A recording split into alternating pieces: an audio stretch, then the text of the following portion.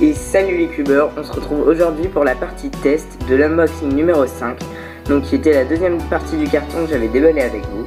Je vous avais donné mes premières impressions sur ces cubes, et maintenant je les ai réglés, je les ai testés et lubrifiés avec un lubrifiant silicone, et du coup je vais pouvoir vous dire vraiment les pour et les contre de ces cubes, et au moins si vous êtes intéressé, vous saurez ce que valent vraiment ces cubes. Donc j'avais déballé le Moyu Tangpo 2x2x2, le Mozi Hand Push Block, le YJ Guanlong, le Moyu Tanglong 3x3x3 et le Lanlan 7x7. Bon bah c'est parti.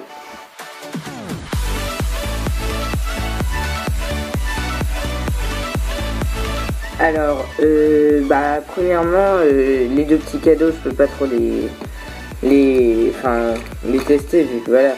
Mais en gros le soc c'est un 2x2, voilà, il tient bien. Voilà. Et le sac, la matière elle est sympa, c'est un peu genre velours ou je sais pas trop quoi. Donc le Moyu Tangpo. Alors déjà il tourne vraiment bien. Les couleurs elles sont super belles et tout, c'est vraiment un cube de speed cubing. Mais regardez, voilà. Voilà, je trouve qu'il bloque hyper souvent. Et je crois que c'est des lock-up et du coup c'est un peu gênant durant la résolution et c'est vraiment le point négatif de ce cube. Je suis un peu déçu parce qu'il venait de sortir et je me suis dit il doit être super et tout. Mais les gens recommandaient d'ailleurs plus le Dayan 2x2x2. Mais moi j'ai quand même voulu prendre un Moyu et je suis un peu déçu parce que je m'attendais à un peu mieux. Et du coup je crois que je vais m'acheter le Dayan parce que voilà, là ça bloque, j'aime pas trop. Du coup voilà. Alors après je vais refaire. Oh mon dieu. Alors hop, désolé. Voilà. Alors après il y avait le Mozi Hand Push Block. Donc alors j'ai mis du lubrifiant silicone, donc ça marche même pour les cubes comme ça. Et franchement je l'adore, si vous voulez un casse-tête vraiment différent des Rubik's Cube banal, et prenez un truc comme ça. C'est totalement différent, mais c'est super cool. Moi j'aime bien, il glisse vraiment mieux qu'au début.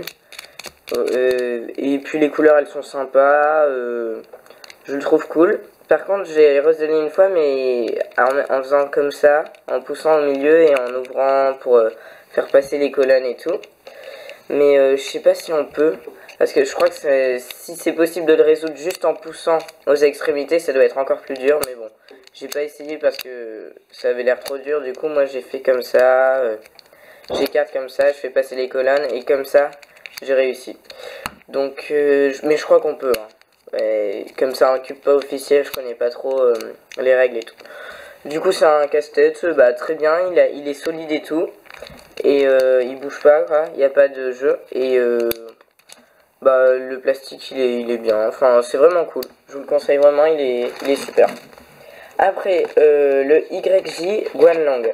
Donc le cube que j'ai acheté vraiment pas cher pour pouvoir faire mon mode là. Je vous avais expliqué dans l'unboxing. Et franchement c'est incroyable parce que c'est un bon 3x3. Franchement c'est un bon 3x3.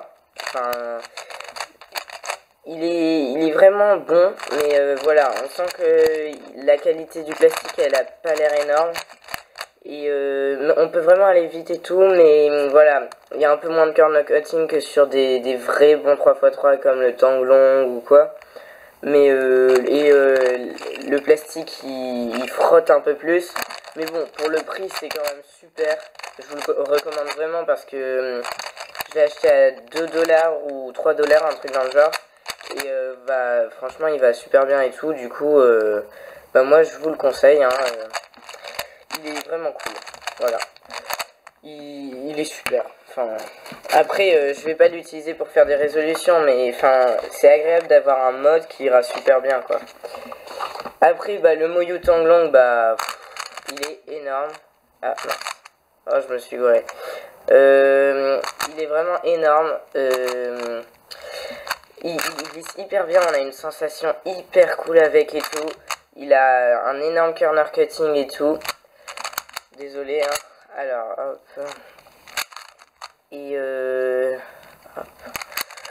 Enfin, les mouvements, ils sont hyper fluides avec. Et ça, je trouve que c'est cool. Alors, là, j'ai un PLL. Hop, c'est comme ça. Hop, hop, hop, hop, hop, hop, hop, hop, hop, voilà. Et du coup, bah, franchement, regardez l'aisance avec laquelle on tourne, c'est énorme. Voilà. Donc vous voyez la différence quand même avec celui d'avant qui était bien, mais lui il est vraiment incroyable, c'est mon main maintenant. Enfin, c'est énorme. De toute façon, tout le monde le dit, hein, il est vraiment révolutionnaire ce cube. Aussi avec le nouveau Gans, mais un peu plus instable. Donc franchement, celui-là, je vous le conseille, mais vraiment, vraiment, vraiment. Enfin, c'est pour moi le meilleur 3x3. Après, le Lanlan 7x7. Bah, en fait, je l'ai pris un peu, c'est un des moins chers 7x7. Parce que voilà, enfin, je veux pas qu'il aille vite et tout. Enfin, c'est juste pour avoir un 7x7 dans la collection et pouvoir le résoudre. Et du coup, enfin, des fois, il y a des pièces qui pop. Et ça, c'est un peu relou sur un 7x7 parce que ça peut vite partir en... Enfin, tout qui part et tout. Moi, ça m'est pas arrivé. Hein. Il y avait juste genre une pièce là qui avait popé. Voilà, ça peut se bloquer un peu comme ça. Mais bon, enfin, c'est un 7x7... Enfin, on peut faire très bien des résolutions avec, mais enfin, on peut pas aller vite avec, je crois. Donc, sinon,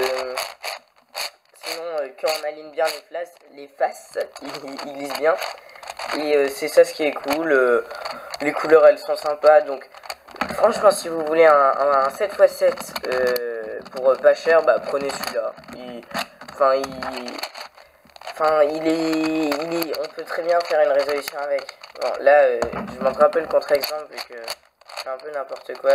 Mais voilà, regardez, on aligne bien les faces. Hop, hop, hop, hop, et hop. Alors que si on n'aligne pas, par exemple là, hop, voilà, ça va pas passer. Mais bon, si on aligne bien les faces, ça le fait. Du coup, si vous voulez un 7x7 pas cher, et bah, prenez celui-là. Hein. Enfin, ça ira très bien. Voilà, enfin, il se détruit pas hyper vite, enfin, il a l'air quand même faisable, donc il est pas trop horrible, voilà. Mais, enfin, je crois pas que tu peux vraiment faire du speed pegging avec. Bon, bon bah voilà.